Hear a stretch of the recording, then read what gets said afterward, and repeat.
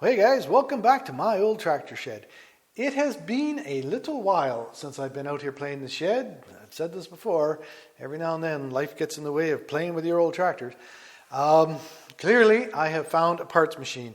I mentioned this in a couple of the previous videos that I knew a fella had a 510 and this is it. This particular tractor developed a problem in the final drive. When I get tearing it apart, I'll get you some pictures, but one of the bull gears is broken out the bottom of the housing. Pretty serious problem. But apparently it was a decent running machine, and he had another one that the engine was bad. It sounds like it had the same problem as my 710. It had a coolant leak down into the oil and spun some bearings, started knocking, whatever. So he had purchased this machine.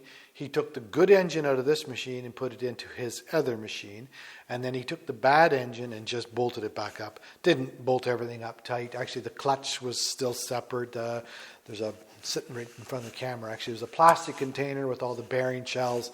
Blah, blah, blah. No big deal. I didn't buy it for that. I bought it for this transmission, some brake parts. I need a front hub. Mostly the transmission, obviously. I don't know the exact year of this one. I haven't checked yet, but been walking back and forth. The 710, of course, is at the back of the shop. It sure does all look the same. When I went over to look at it the other day, he and I pulled the shifter plate off the top. Had a pretty decent peak downside. A little bit of rust down in there, but I didn't see any welded gears anyway. I'm going to look closer before we get too far. I don't know yet if I'm going to dismantle this transmission and just take the parts I need. I doubt that very much. If it is going to bolt everything together, we're going to clean that transmission, put fresh oil in it, and I'm just going to put that transmission in. I am crazy. I am not stupid. We'll talk about it later, whether or not I can put that other one back together or whatever. What I'm going to do here for the next couple days is I'm just going to dismantle this thing, get it into bite-sized pieces. I'll bring you back and show you some of these broken parts a little later on. I have a shed out the back that's got lots of space, so the engine's going to go in there, and the final drive, axles, fenders. These fenders aren't in better shape than my own. They're rusted in the exact same spot. This piece here is in a little bit better shape than mine, so I think I'm going to save that. Actually, some of the gauges. There's going to be all kinds of kibbles and bits that I'm going to keep in here for my 710, and the balance of these parts are going to go into a shed, and maybe I can help some John Deere 510 owner, or maybe I'll go buy another 510 and then I got lots of parts. Shh, don't tell my wife. Anyway, I'll bring you back when I start getting some stuff apart. Anything that looks interesting and cool, I'll bring you back, so stay tuned. Well, welcome back, guys. It's the following day. I've been out here for about 3 hours, making some pretty decent progress. Got the rock shaft cover off. Took the seat off first. And the rock shaft cover, pulled some brakes apart. I'm going to show you a few kibbles and bits that have made me quite happy, and I'll show you what's going on with this gear down below. I don't remember what video it was, but way back there was a hydraulic line that went across there, and there was a T. A hose went to the valves. On my tractor, somebody had put a front end loader on there. It didn't belong to that tractor, so they'd kind of ran some hoses here and there. And at the time, I thought it was, well, I really wasn't sure what to think about it. There was a T there, and I thought somebody had cut that and fitted a T in there somehow or other. And then I realized, no, it was some kind of a factory thing. And then I realized that the piece coming off the bottom, I was going to have to make some kind of a plug. Well, I'm happy to say, via the camera, here's that T, and there's a little cap on there. Treasure number 1. Treasure number 2, I didn't even notice this when I bought it.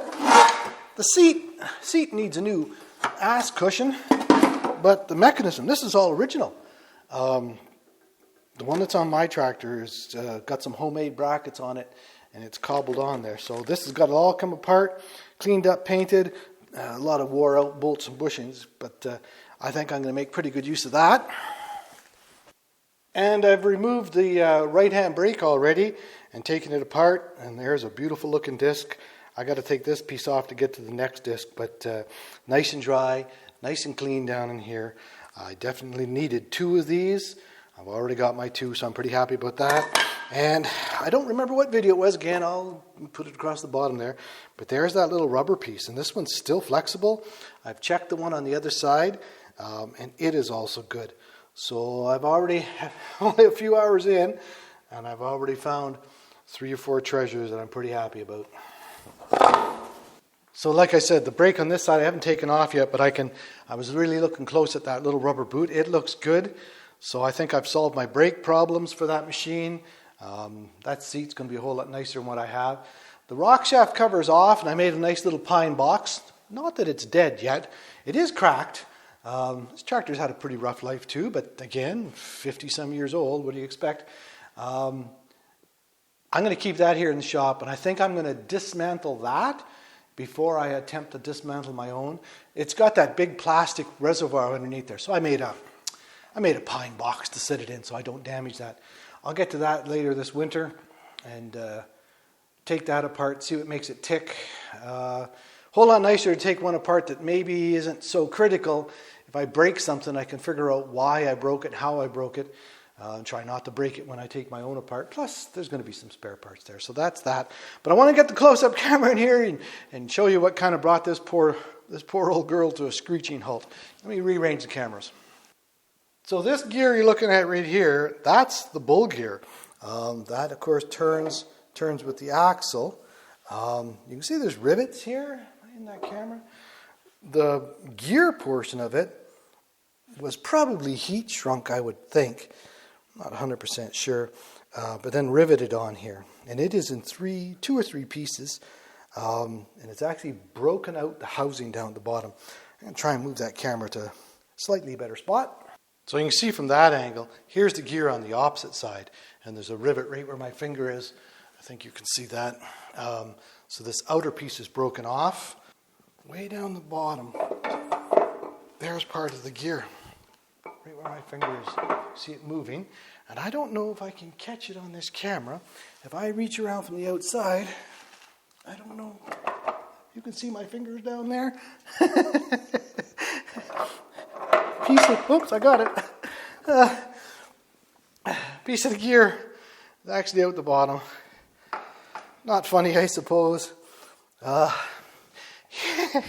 You imagine working out in the field and that happened? That would have been a real bad day for somebody. I kind of feel, I don't know, I have no idea who it is or who it was, but that would have been a real bad day.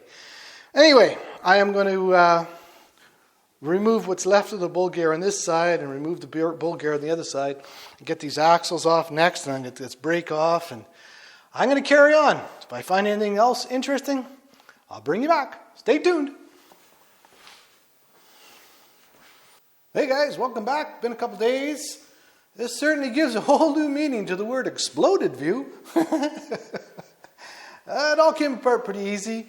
No real issues. It was interesting. Got some treasures. I got that screen that goes in the bottom of the final drive, which is the pickup for the oil pump that lubricates the transmission, and I washed it and cleaned it up. This is in nice shape.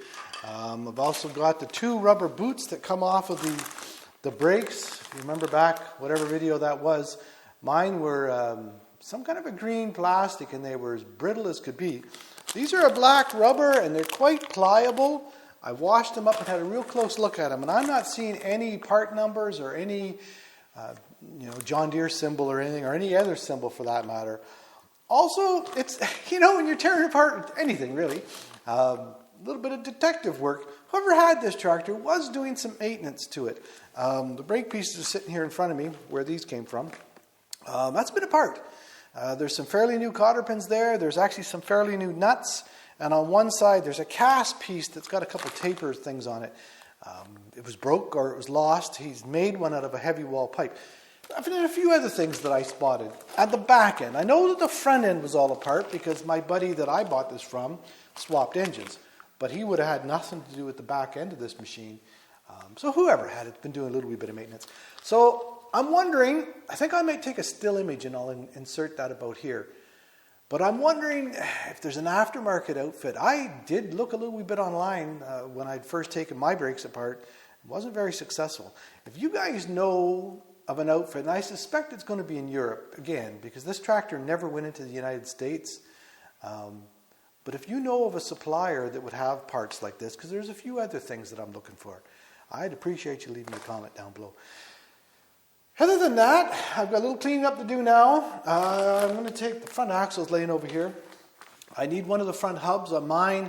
Something had happened there and the seal or something seized and it actually chewed up the hub. One was good, but the other one's bad. So I'm going to take one of those off. Then the light stuff I'm going to carry and put out in the shed. I might get a buddy come help me with, the final drive, the big pieces. This, of course, is my treasure. I meant to look it up before I turned the camera on. I went and forgot.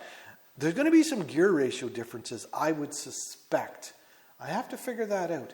Of course, my machine is a 4-cylinder. I believe it was around 50 horse.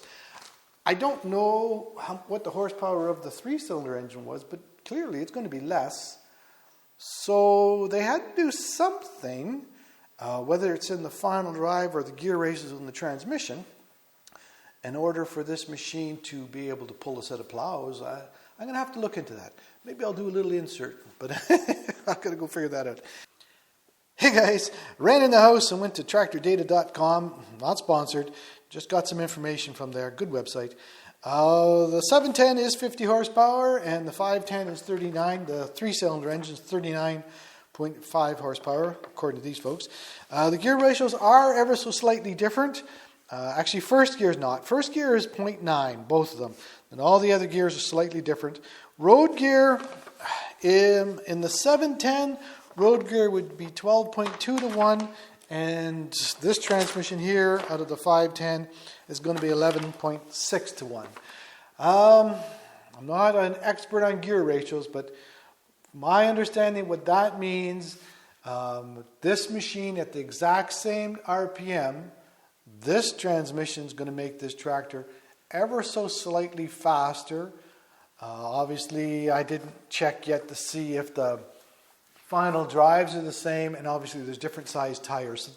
There's an awful lot of variances, but if that was all the same, this transmission is going to make the tractor slightly faster, but then that would also give it, I'm not sure if this is the right terminology or not, but it'll give it less pulling power or less torque, except in first gear. Like I said before, it's going to end up becoming a parade tractor most likely. But if I get my good tractor, maybe I should rephrase that. If my good tractor's stuck, it's no longer my good tractor. This is my good tractor because it's not stuck. If I get my good tractor stuck, I'm probably going to use this to pull it out. Well, first gear is the same in this transmission and in the transmission it's buggered up there. So that's all perfectly fine. I'm not too worried about it. There are a couple other things that I've got to think about, and I got a couple of buddies of mine that are maybe a little more knowledgeable this than me. I know I shouldn't be mixing the pinion with a different crown gear. However, there's no way in the world I'm taking the crown gear out of that, given what happened inside that final drive, and I'll throw a picture in of that bull gear that broke all to hell. Yeah, I'm not too keen on taking this out of this final drive and installing it in mine. Also in the manual they talk too about the gasket that goes between the transmission and final drive, that the thickness of it is quite important. It has to do with the backlash between the pinion and the crown gear. So I got to think a little wee bit about that. But as far as the gear ratios being off a little wee bit, I'm not too concerned about it. If it ends up making the tractor a little faster, well, maybe I'll get a seat belt. Maybe I'll put a windscreen up for the bugs. I don't know. Not too worried about it. But if you have an opinion, if you've done this, if you see a problem that maybe I'm not seeing just yet, please, by all means, leave me a comment. Let me know if you've done it. Let me know what you think. Particularly if you think I'm going to run into some major disaster. I'd sure like to hear about it. Other than that, jump back to the video. Ciao. Anyway, I think that's it, other than me checking into these gear ratios. Next video we'll open this up, we'll have a little look in it, and then we'll start figuring out, making some gaskets, figure out what I'm going to do here. So appreciate your time. Thanks for hanging out in the shop with me. Talk to you soon. Ciao.